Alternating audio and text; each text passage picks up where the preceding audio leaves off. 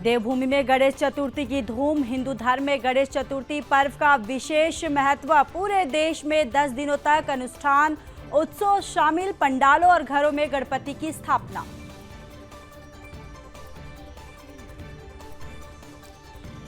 CM Dhami के निर्देश पर चारधाम यात्रा के लिए बढ़ेंगे पंजीकरण केंद्र। आज से पंजीकरण की सुविधा दी जाएगी। चारों धामों दर्शन के लिए अनिवार्य है पंजीकरण।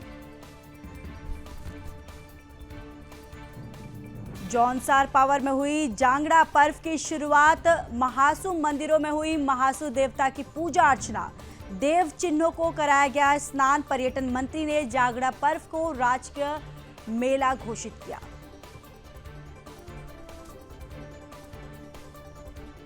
उत्तराखंड में धामी सरकार ने जारी किया आदेश। आरएसएस के कार्यक्रमों में राज्य कर्मचारी हो सकेंगे शामिल। सरकार के फैसले से कांग्रेस नाराज। बीजेपी ने किया फैसले का स्वागत।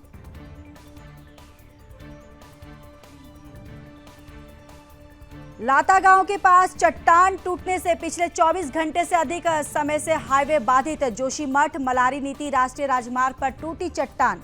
लगातार दरक रही पहाड़ियां और गिर रहे पत्थर और बोल्डर। उत्तराखंड और बिहार एसटीएफ की संयुक्त कार्रवाई में 2 लाख का इनामी और 11 खूनों का कुख्यात गिरफ्तार। पुलिस अधीक्षक ने कहा, उत्तराखंड को अपराधियों की शरण स्थली नहीं बनने देंगे।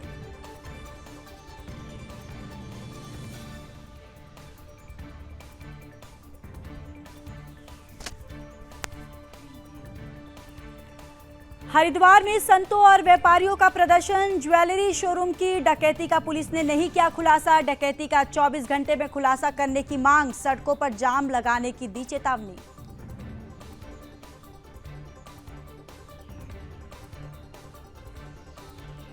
और नैनीताल उच्च न्यायालय में सरकार ने पेश किया शपथ पत्र। स्थानीय चुनाव की अधिसूचना 10 नवंबर को होगी जारी।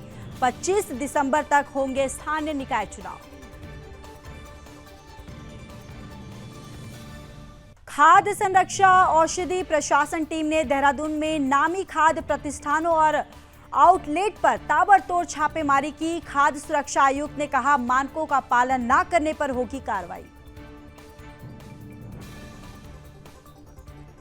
वन तस्करों ने वन विभाग टीम पर की राउंड फायरिंग। 4 वनकर्मी घायल। वन विभाग और पुलिस महकमे में हड़कंप। एसएसपी ने जिला अस्पताल जाकर घायलों का हाल जाना।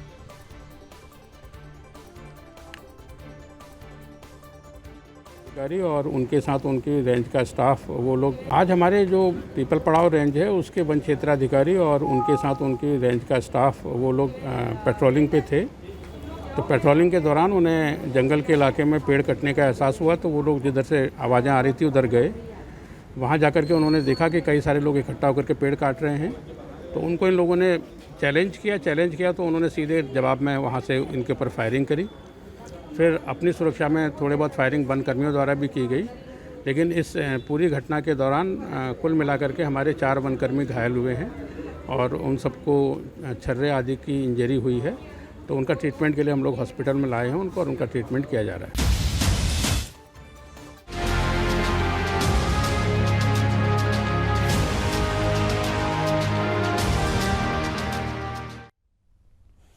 नमस्कार, आप देख रहे हैं सुदर्शन न्यूज। मैं हूं आपके साथ ज्योति यादव। चलिए बुलेटिन की शुरुआत करते हैं। नीति घाटी चमोली में फिर लाता के पास चट्टान टूटने की खबर सामने आई, जो अपने आप में बड़ी भयावह है। आसपास के गांव के ग्रामीण काफी परेशान है। घाटी में इन दिनों पूजा चल रही है। ऐसे में कुछ लोग जान हथेली में रखकर आवाजाही कर रहे हैं।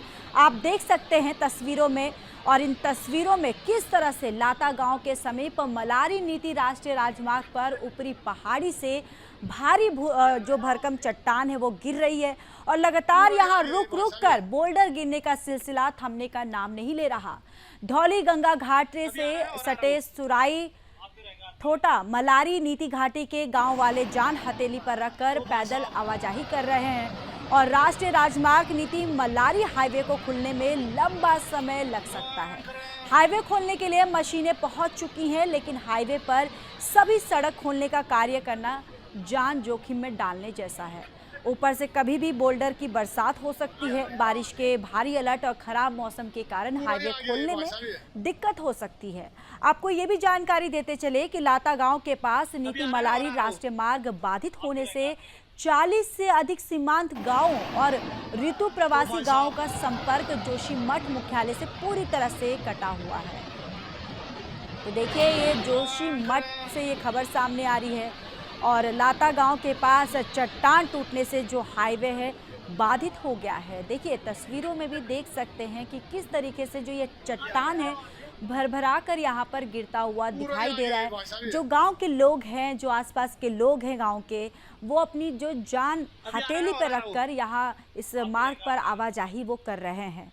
साथ ही साथ आपको ये भी जानकारी देते चले कि राजमार्ग पर जो टूटी चट्टान पिछले 24 घंटे से अधिक समय हो चुका है और ये लगातार जो है ये दरक रहा है। और साथ ही साथ आपको ये भी बताते चले कि पहाड़ियों से पत्थर और बोल्डर भी गिर रहे हैं।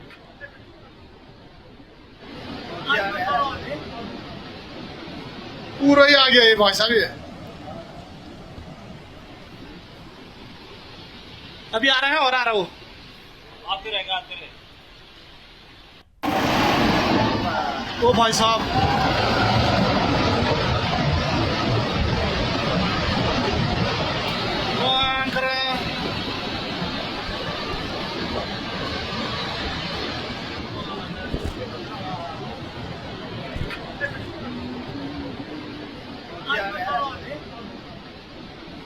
पूरा ही आ गया ये भाई साहब। ये तो देश भर में गणेश चतुर्थी का शुभारंभ हो चुका है और ये जीवन त्योहार भगवान गणेश का सम्मान करता है और इसमें पूरे भारत में 10 दिनों से अनुष्ठान और उत्सव शामिल है। घरों और मंदिरों में मूर्तियां स्थापित की जाती हैं और प्रतिदिन उनकी पूजा की जाती है। 10वें दिन इन मूर्तियों को जल निकायों में विसर्जित करने के साथ ये कार्यक्रम समाप्त होता है। आपको ये भी बताते चले कि आज गणेश चतुर्थी का महापर्व है और इसकी शुरुआत कल से ही हो गई है। देश भर के पंडालों और घरों में गणपति बप्पा की स्थापना की गई और हिंदू धर्म में गणेश चतुर्थी के पर्व का विशेष महत्व होता है। भाद्रपद महीने के शुक्ल पक्ष की चतुर्थी तिथि खास होती है क्योंकि गणेश पुराण के अनुसार भगवान गणपति का जन्म भाद्रपद माह के शुक्ल पक्ष की चतुर्थी तिथि यानी कि चित्रा नक्षत्र और मध्य काल में हुआ था। सनातन धर्म में भगवान गणेश की सबसे पहले पूजा की जाती है और हिंदू देवी देवताओं में सबसे प्रसिद्ध और ज्यादा पूजे जाने वाले देवता हैं और पूरे देश के साथ ही राजधानी देहरादून में गणेश चतुर्थी की धूम देखी गई है। बाजारों में बप्पा की सुंदर सुंदर मूर्तियां जो है वो सज गई हैं। वहीं दून वासियों में भी बप्पा को अपने घर ले जाने का उत्साह दिख रहा है। हर कोई अपने परिवार की सुख समृद्धि के लिए बप्पा को घर ले जाना चाहता है।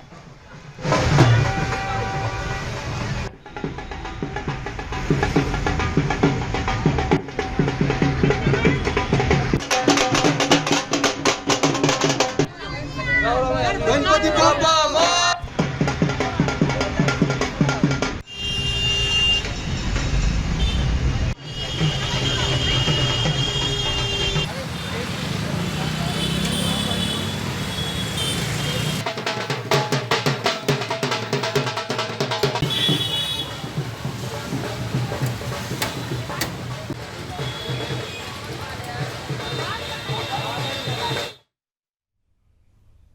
उत्तराखंड में सरकारी कर्मचारियों को आरएसएस के कार्यक्रमों में शामिल होने को लेकर सरकार के आदेश पर अब राजनीति जो है वो पूरी तरह से तेज हो गई है। जहां एक और बीजेपी और सरकार इसे अच्छा कदम बता रही है, तो वहीं कांग्रेस ने इस निर्णय का जमकर विरोध किया। सरकारी कर्मचारी भी इसको लेकर कोई टिप्पणी करने से बचते हुए नजर आ रहे हैं। इसी पर देखिए हमारी एक खास रिपोर्ट।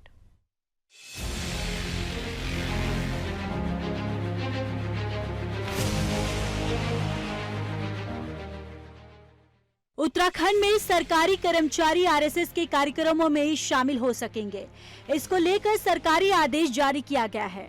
उत्तराखंड सरकार ने कहा है कि राष्ट्रीय स्वयंसेवक संघ के सांस्कृतिक और सामाजिक गतिविधियों में राज्य कर्मचारियों की भागीदारी को उत्तराखंड राज्य कर्मचारी आचरण नियमावली 2002 का उल्लंघन नहीं माना जाएगा। प्रदेश के कैबिनेट मंत्री प्रेमचंद अग्रवाल ने कहा कि आरएसएस ही एकमात्र ऐसी संस्था है जो राष्ट्रवाद के लिए काम करती है। आरएसएस काम करती है। कर्मचारियों को इन कार्यक्रमों में शामिल होने के लिए अनुमति देना एक अच्छा कदम है। देश के प्रधानमंत्री और गृह मंत्री भी आरएसएस से जुड़े रहे। उन्होंने कहा कि सरकार का ये कदम स्वागत योग्य है। राष्ट्रीय स्वयंसेवक संघ एक सांस्कृतिक संस्था है और जो राष्ट्रवाद के नाम से जानी जाती है, राष्ट्रवाद की शिक्षा राष्ट्रीय स्वयंसेवक संघ में दी जाती है। और यदि मैं दूसरे शब्दों में कहूँ कि आज माँ भारती की सेवा के लिए, माँ भारती के उत्थान के लिए, भारत माँ के उत्थान के लिए कोई संस्था काम करे, उसका नाम है राष्ट्रीय स्वयंसेवक संघ। और चूँकि आप जानते हैं कि पिछले दिनों इस पे प्रतिबंध हटा गया था कि कोई भी सरकारी कर्मचारी या अधिकारी राष्ट्रीय स्वयंसेवक संघ की शाखाओं में या उनकी गतिविधियों में शामिल हो सकता है। और हमारी प्रदेश सरकार, चूँकि जो हमारी केंद्र की सरकार है, किसी भी ऐसे जो निर्णय लेती है उसको हम स्वीकार करते हैं और मैं इसका स्वागत भी कर रहा हूँ। और निश्चित रूप से जब राष्ट्रीय स्वयंसेवक संघ में राष्ट्रीयता की भावना सिखाई जाती है, राष्ट्रवाद की बात कही जाती है और हमारे जो कर्मचारी अधिकारी हैं वो भी राष्ट्रवाद की बात करते हैं, तो तालमेल अच्छा होगा। स्वाभाविक रूप से राष्ट्रीय स्वयंसेवक संघ से जुड़े आज हमारे देश के प्रधानमंत्री हैं, हमारे गृह मंत्री जी हैं, खुद हमारे यहाँ के मुख्यमंत्री हैं, मैं स्वयं हूँ। मैं तो संघ पृष्ठभूमि का हूँ, तो आप समझ सकते हैं मेरा आचरण, मेरा व्यवहार किस प्रकार का है। वहीं कांग्रेस के प्रदेश उपाध्यक्ष मथुरा दत्त जोशी ने कहा कि कांग्रेस इसका विरोध करती है। उन्होंने कहा कि सरकारी कर्मचारियों के लिए एक कोड ऑफ कंडक्ट है। उन्होंने कहा कि आरएसएस भारतीय जनता पार्टी का मदर ऑर्गेनाइजेशन है। आरएसएस के एजेंडे पर भारतीय जनता पार्टी काम करती है। कांग्रेस के प्रदेश उपाध्यक्ष ने कहा, जो कर्मचारी बीजेपी की विचारधारा का होगा वो इसका समर्थन करेगा। सरकारी कर्मचारी के लिए एक आचार संहिता है, नियमावली है, सर्विस कोड ऑफ कंडक्ट है। उसके बाहर वो किसी भी राजनीतिक गतिविधि चलाने वाली पार्टी के किसी कार्यक्रम में भाग नहीं ले सकता है। और एक षड्यंत्र के तहत सरकारी कर्मचारियों को अपना नौकर बनाने की एक साजिश है और उन कर्मचारियों से अपना राजनीतिक उद्देश्य की पूर्ति के लिए उनका इस्तेमाल करने की साजिश रची जा रही भाजपा द्वारा।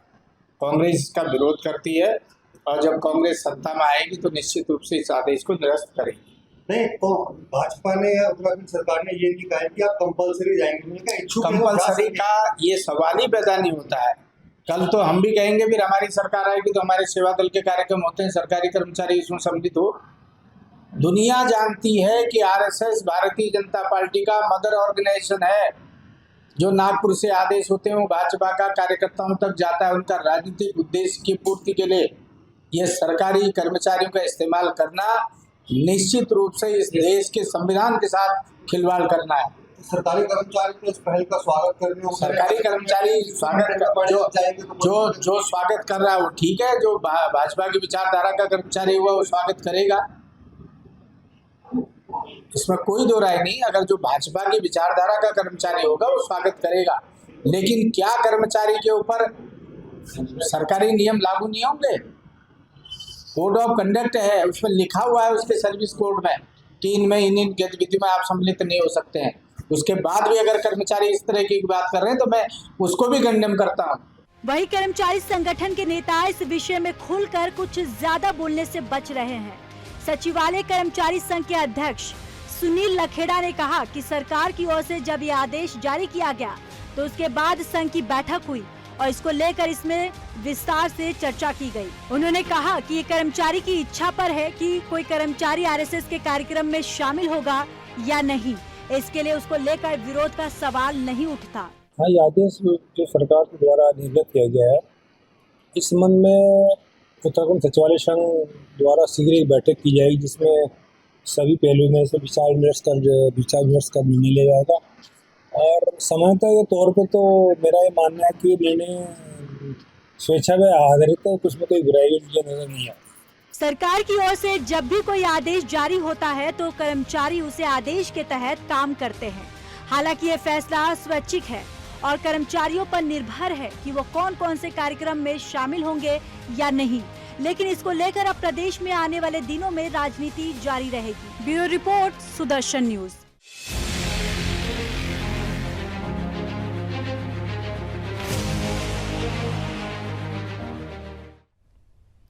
तो चलिए आगे बढ़ते हैं। उत्तराखंड एसटीएफ और बिहार एसटीएफ ने संयुक्त कार्रवाई में 11 खूनों के कातिल और 2 लाख रुपए के इनामी कुख्यात अपराधी को कानून के शिकंजे में धर दबोचा है। ये 27 मुकदमों में हत्या, लूट, रंगदारी, बलवा आदि के अपराधों में वांछित कुख्यात अपराधी हैं। इस कुख्यात की तलाश में पिछले 2 साल से बिहार पुलिस ने शहर दर शहर छान लिए थे। उत्तराखंड एसटीएफ ने राह आसान करते हुए इनको गिरफ्तार किया है। और आपको ये भी बताते चले कि उत्तराखंड एसटीएफ में नवनियुक्त वरिष्ठ पुलिस अधीक्षक जो है नवनीत भुल्लर ने उत्तराखंड एसटीएफ का प्रभार लेते ही सभी कुख्यात अपराधियों को स्पष्ट चेतावनी दी है कि उत्तराखंड को किसी भी तरह से अपराधियों की शरण स्थली नहीं बनने देंगे।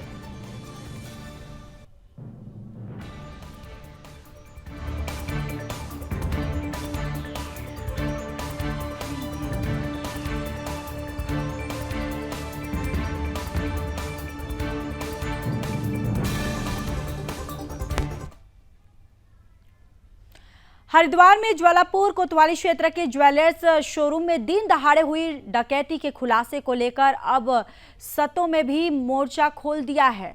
आपको बताते चले कि शनिवार को घटना जल्द खुलासे की मांग करते हुए संतों ने धरना प्रदर्शन किया। संतों के साथ नाराज व्यापारियों, राजनीति से जुड़े हुए लोगों ने ज्वेलरी शोरूम के बाहर पुलिस प्रशासन के खिलाफ धरना प्रदर्शन किया। हाथों में तख्ती लिए व्यापारियों और संतों ने डकैती के 24 घंटे में खुलासा करने की मांग की और 24 घंटों में खुलासा नहीं होने पर सड़कों पर जाम करने की चेतावनी भी दी। संतों ने कहा कि हरिद्वार में भय का माहौल है और सरकार को लोगों को इस डर को दूर करने के लिए सीएम योगी की तरह कठोर कदम उठाने चाहिए। संतों ने इस तरह की घटना को अंजाम देने वाले अपराधियों का एनकाउंटर होना चाहिए, ये तक उनकी मांग है और उनका कहना है।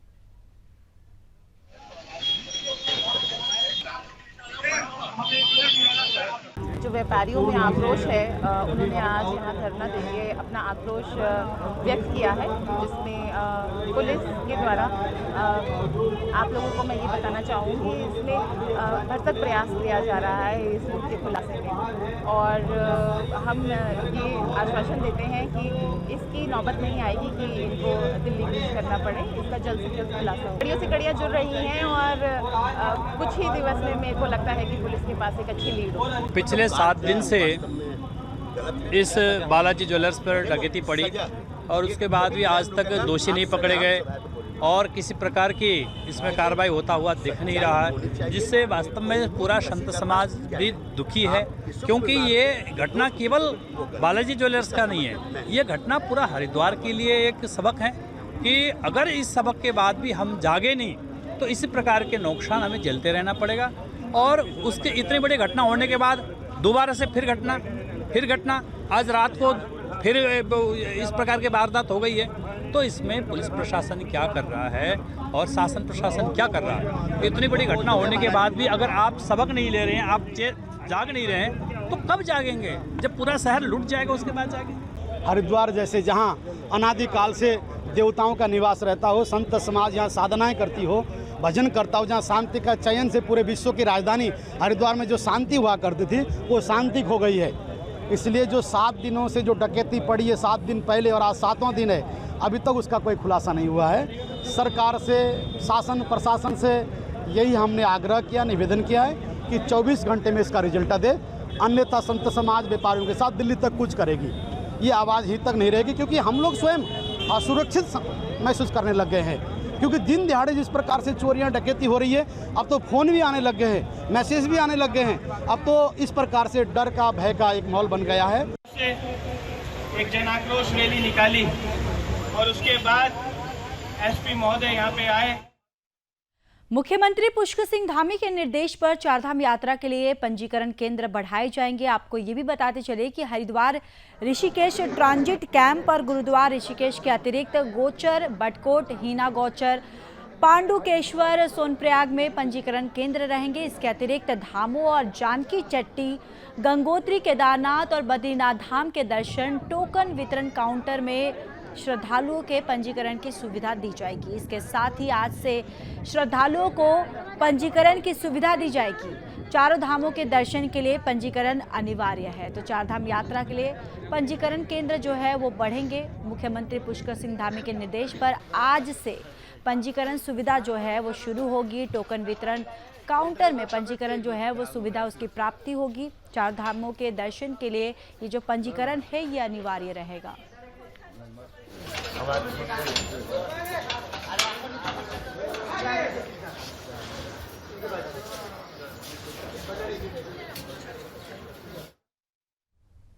तो चलिए खबरों में आगे बढ़ते हैं। भादो मास में जौनसार बावल क्षेत्र के आराध्य देव महासु देवता का जांगड़ा पर्व मनाने की परंपरा सदियों से चली आ रही है। इसी क्रम में जौनसार पावन में जांगड़ा पर्व की शुरुआत आज महासु मंदिरों से की गई है। जांगड़ा पर्व के मौके पर चक्राता के कई मंदिरों में श्रद्धालुओं ने रात लगाई और मन्नत मांगी है।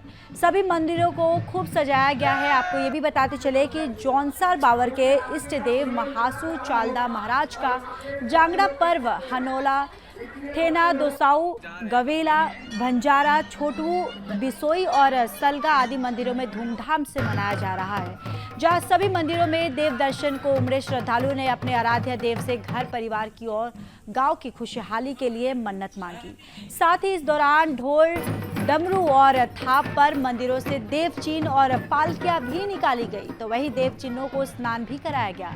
राजकीय मेला पर्व घोषित किए गए जागड़ा पर्व के मौके पर पर्यटन मंत्री सतपाल महाराज और क्षेत्रीय विधायक प्रीतम सिंह ने भी हनोल स्थित महासु मंदिर में देव दर्शन कर पूजा अर्चना की। इस दौरान पर्यटक मंत्री सतपाल महाराज ने कहा कि जौनसार बावर के पौराणिक परंपरा वाले जागड़ा पर्व को राजकीय मेला घोषित करते हुए इस दिन सरकारी छुट्टी भी रखी गई है। वहीं उन्होंने कहा कि हनोल मंदिर और पौराणिकता को देखते हुए इस 5वें धाम के रूप में विकसित किया जा रहा है, जिससे कई मंदिरों को भी जोड़ा जा रहा है ताकि यहाँ के मंदिर विकसित हो सके और पर्यटन को भी बढ़ावा मिले।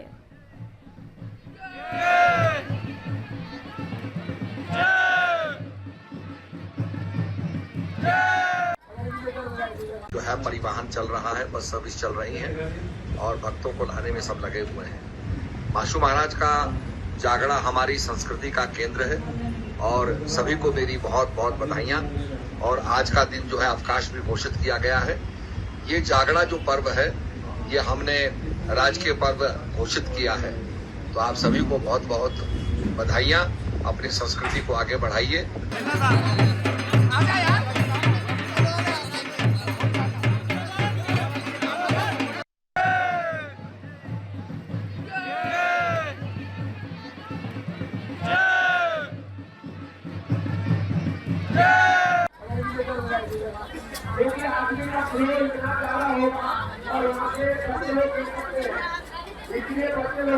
जहाँ रहेगा वही है।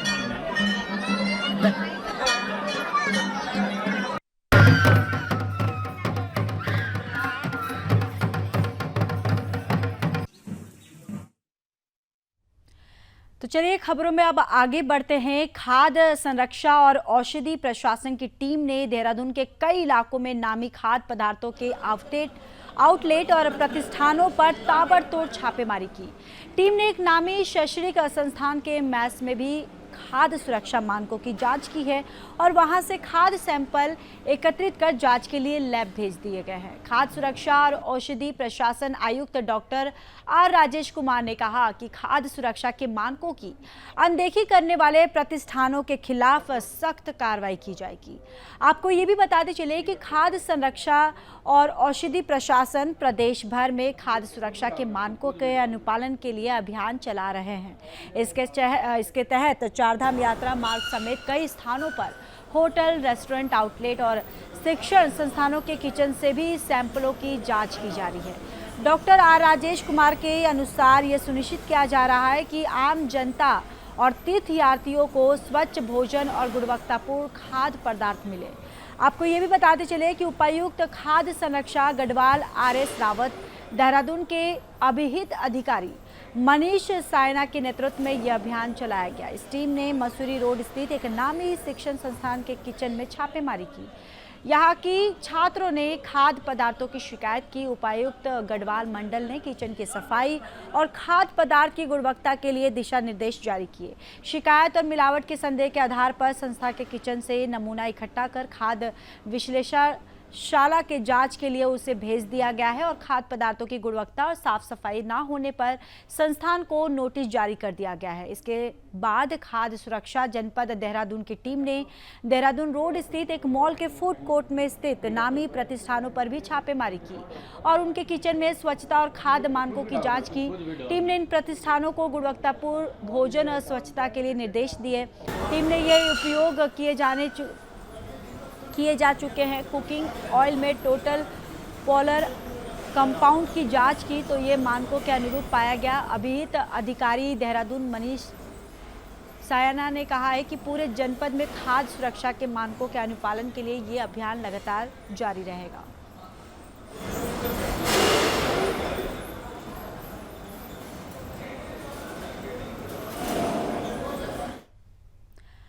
हल्द्वानी के तराई केंद्रीय वन प्रभाग के पीपल पड़ाव रेंज के अंतर्गत बौर अनुभाग में सागौन के वृक्ष काटने पहुंचे 1 दर्जन से अधिक वन तस्करों ने वन कर्मियों में राउंड फायरिंग की है। इस घटना में वन क्षेत्राधिकारी रूप नारायण गौतम सहित 4 वन कर्मी घायल हो गए। बताते चले कि तराई केंद्रीय वन प्रभाग रुद्रपुर की पीपल पड़ाव रेंज में वन अधिकारियों को सूचना मिली कि कुछ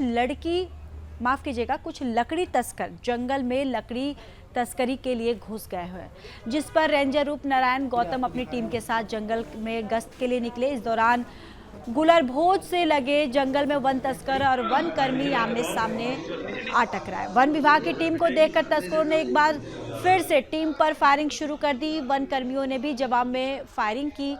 जब तक टीम कुछ समझ पाती तब तक रेंजर सहित 4 वन कर्मी रेंजर रूप नारायण गौतम, वन रक्षक सौरभ शर्मा, कमल तिवारी, हीरा सिंह घायल हो गए। वन विभाग की एसओजी टीम ने वहां पहुंचकर वन तस्करों को घेरने का प्रयास किया और अपने को घिरा देखकर वन तस्कर तुरंत मौके का फायदा उठाकर जंगल से फरार हो गए। चारों घायल वन कर्मियों को रुद्रपुर जिला अस्पताल लाया गया, जहां उनका इलाज चल रहा है और सभी खतरे से फिलहाल बाहर है।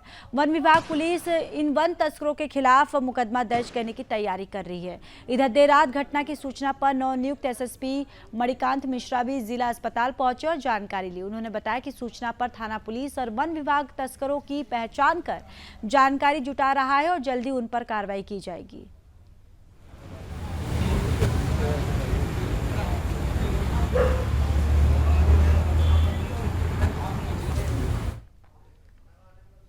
उत्तराखंड के बुलेटिन में फिलहाल के लिए बस इतना ही। बाकी देश और दुनिया की तमाम बड़ी खबरों के लिए देखते रहिए सुदर्शन न्यूज। जय हिंद।